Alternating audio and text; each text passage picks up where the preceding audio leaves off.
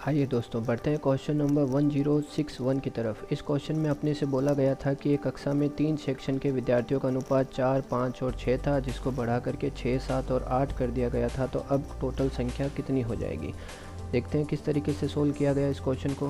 पहले जो अनुपात था वो 4, 5 और 6 का था। इस अनुपात को बढ़ा करके 6, 7 और 8 कर दिया गया। मतलब अनुपात में वृद्धि कितने की हुई, +2 हो गया। 4 का 6 हो गया, 5 का 7 हो गया और 6 का 8 हो गया। तो इससे अनुपात को बढ़ाने से टोटल नंबर ऑफ़ स्टूडेंट कितने बढ़े थे, क्वेश्चन में दिया हुआ है। यदि प्रत्येक कक्षा में 40 छात्र बढ़ा दिए जाए तो यह अनुपात 6, 7 और 8 होता है। मतलब अनुपात में तो 2 की वृद्धि हुई है और नंबर ऑफ़ स्टूडेंट्स की अगर बात करें तो कितने स्टूडेंट्स बढ़ गए, 40। इसका मतलब ये जो 2 अनुपात है वो 40 के बराबर है। अपने से पूछा गया है टोटल नंबर ऑफ़ स्टूडेंट्स अब कितने हो गए। तो 6, 7 और 8 को मैंने ऐड करके देख लिया, टोटल किसके बराबर हो रहा है, 21। हमें क्वेश्चन से ये पता लग चुका है कि 2 अनुपात जो है वो किसके बराबर है, 40 के।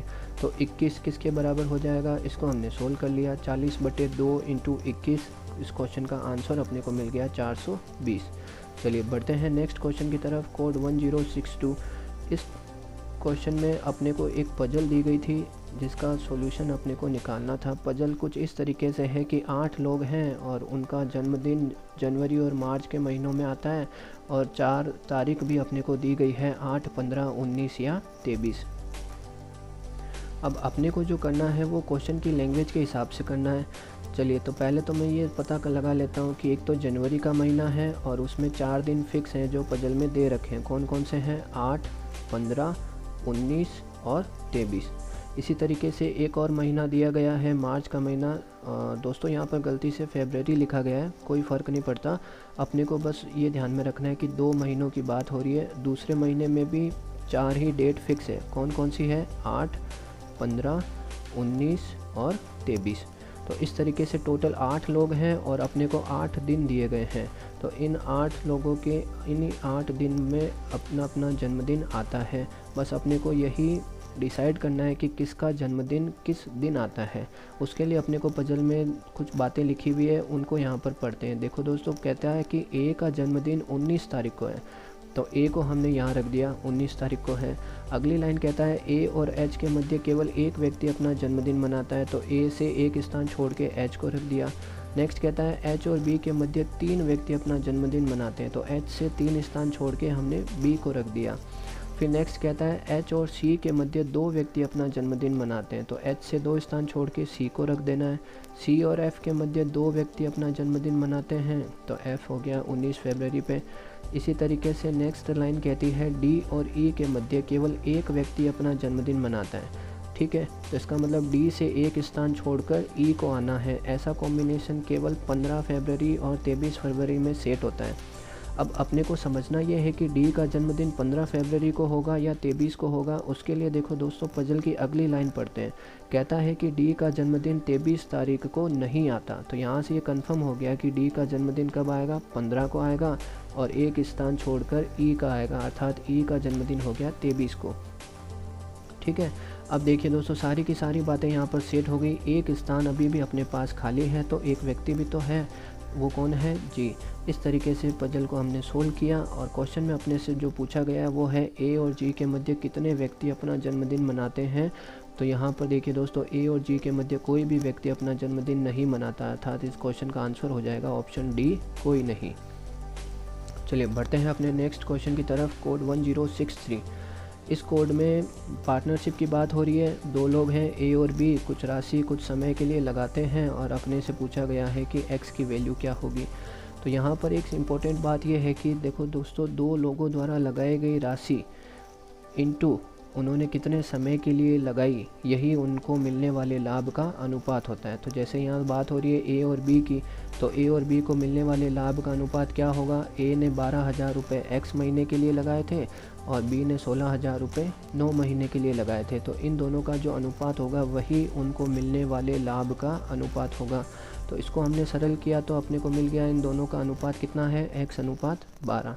अब क्वेश्चन की तरफ बढ़ते हैं। क्वेश्चन में अपने से बोला गया था कि दोनों को टोटल लाभ जो है वो 21,000 रुपये का होता है। उसमें से बी को लाभ कितना होता है 12,000 का, तो ए को कितना हो जाएगा 9,000 रुपये का, क्योंकि यहाँ पर क्वेश्चन में अपने को बोला हुआ है बी को 12,000 का लाभ हो रहा है, तो बचा हुआ जो लाभ है वो किसका है, ए का है। अब यहाँ पर x अनुपात 12 भी क्या है, दोनों को मिलने वाले लाभ का अनुपात है, और 9,000 और 12,000 भी क्या है, दोनों को मिलने वाला लाभ है। तो यहाँ से अपने को मैथमेटिकल फॉर्मेट ये मिल गया कि x बटे 12 जो है वो 9,000 बटे 12,000 के इक्वल हो जाएगा। तो यहाँ से हमने इसको सरल करके x की वैल्यू पता कर ली, जो कितनी आ गई 9। इस क्वेश्चन का आंसर हो गया 9। चलिए बढ़ते हैं नेक्स्ट क्वेश्चन की तरफ 1064। इस क्वेश्चन में अपने से पूछा गया था कि आकृति में त्रिभुजों की संख्या क्या होगी। बहुत ही आसान सा क्वेश्चन है, आइए देखते हैं किस तरीके से सोल्व होगा। क्वेश्चन को समझने के लिए हम लोग क्या करते हैं कि छोटी छोटी आकृतियों को कुछ ना कुछ नंबर दे देते हैं। जैसे मैंने यहाँ पर लिखे हैं 1 2 3 4 5 6। अब काउंटिंग आसान हो जाएगी कि मुझे केवल ये नंबर्स काउंट करने हैं जिनसे त्रिभुज मुझे मिलेंगे। जैसे पहले मैंने काउंट किए 1 2 3 4 और 5, तो ये पाँचों के पाँचों 5 अलग अलग त्रिभुज हैं। तो यहाँ से मुझे पता लग गया कि 5 त्रिभुज तो इस तरीके से मिलेंगे। फिर इन नंबर्स को मिक्स करके देखते हैं आपस में। जैसे 1 2 को मिलाया, 2 3 को मिलाया, 3 4 को मिलाया, इसी तरीके से 4 5 4 6 और 2 6। मतलब दो दो नंबर को अगर मैं मिक्स करता हूँ तो भी मुझे ये 6 तरीके के त्रिभुज यहाँ पर मिल रहे हैं। फिर 3 3 नंबर्स को मिक्स करके देखा तो 1 2 3 और 3 4 5, ये 2 त्रिभुज और मिल गए। फिर नेक्स्ट 4 4 नंबर्स को अगर मिक्स करके देखता हूँ तो 2 3 4 और 6, ये भी एक त्रिभुज बन रहा है। तो एक त्रिभुज यहाँ पर हमें और मिल गया। इसके अलावा कोई भी त्रिभुज यहाँ पर नहीं मिलेगा। तो टोटल नंबर ऑफ ट्राइंगल्स की अगर बात की जाए तो 5 + 6 + 2 + 1 आंसर आ गया अपने पास में 14।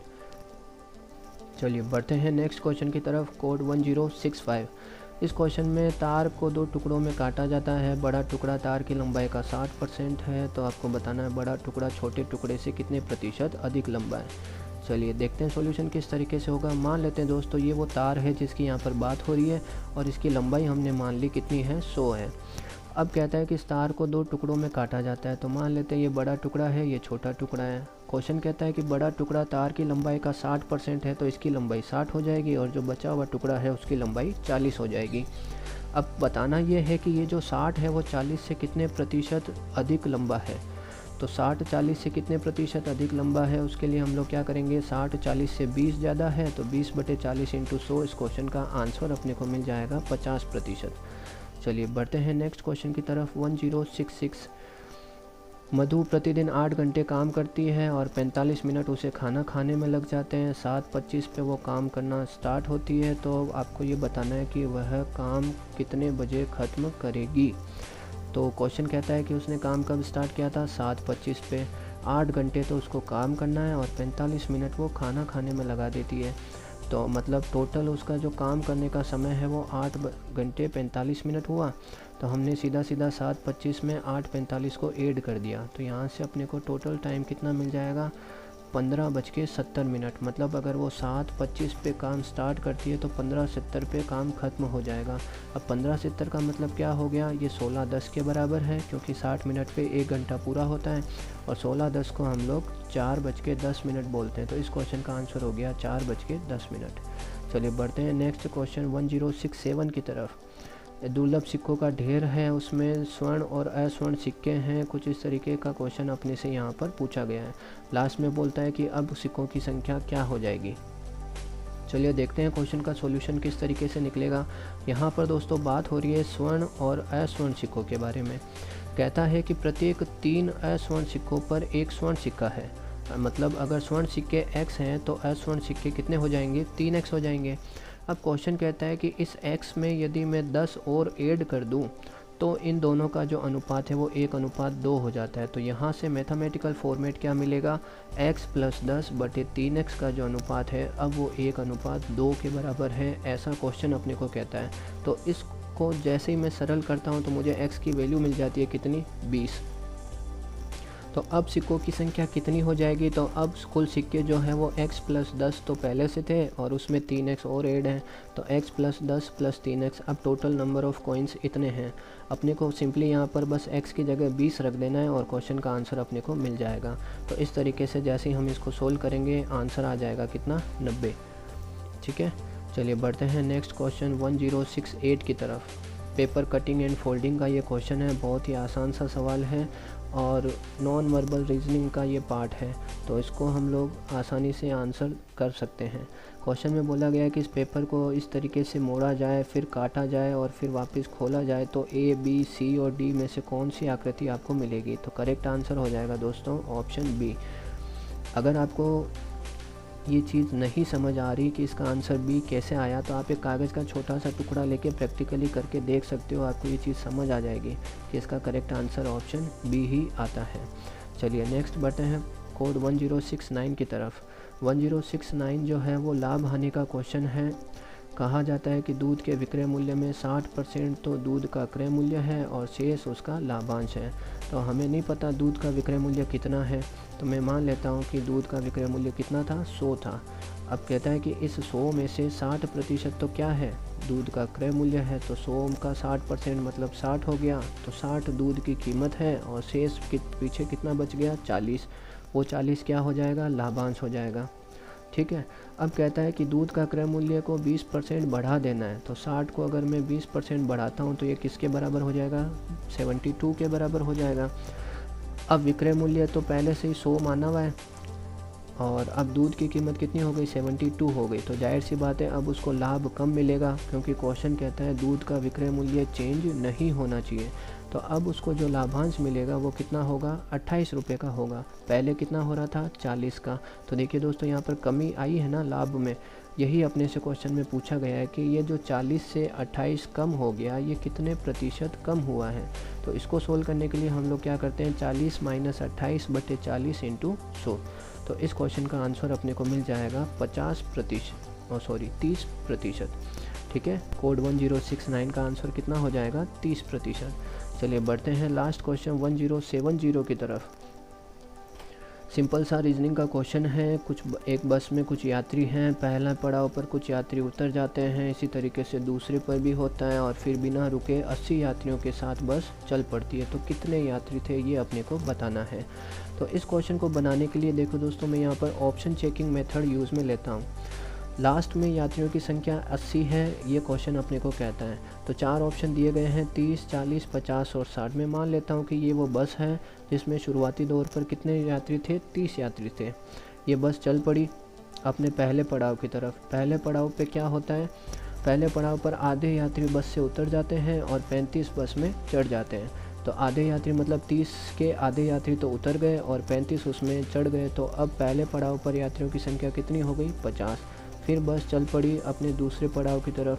दूसरे पड़ाव पे क्या होता है, यात्रियों का 1/5 बस से उतर जाता है और 40 बस में चढ़ जाते हैं। तो 50 का 1/5 बस से उतर जाएगा और 40 उसमें चढ़ जाएंगे। तो अब यात्रियों की संख्या कितनी हो गई, 80। और देखो क्वेश्चन में भी यही अपने से बोला हुआ है कि बस जो है वो 80 यात्रियों के साथ चल पड़ती है। मतलब यहाँ से ये बस रवाना हो गई 80 यात्रियों के साथ। तो अब इस बस में 80 यात्री होने चाहिए थे, 80 हो रहे हैं। इसका मतलब अपने को ये सारी बातें कब सेट हुई, जब हमने शुरुआती दौर में यात्रियों की संख्या कितनी ली थी, 30 ली थी। मतलब इस क्वेश्चन का आंसर कितना हो जाएगा, 30 हो जाएगा। उम्मीद करता हूँ दोस्तों आज के ये सारे क्वेश्चन आपको अच्छे से समझ में आ गए होंगे। इस क्वेश्चन का आंसर गया ऑप्शन डी, 30। Thank you.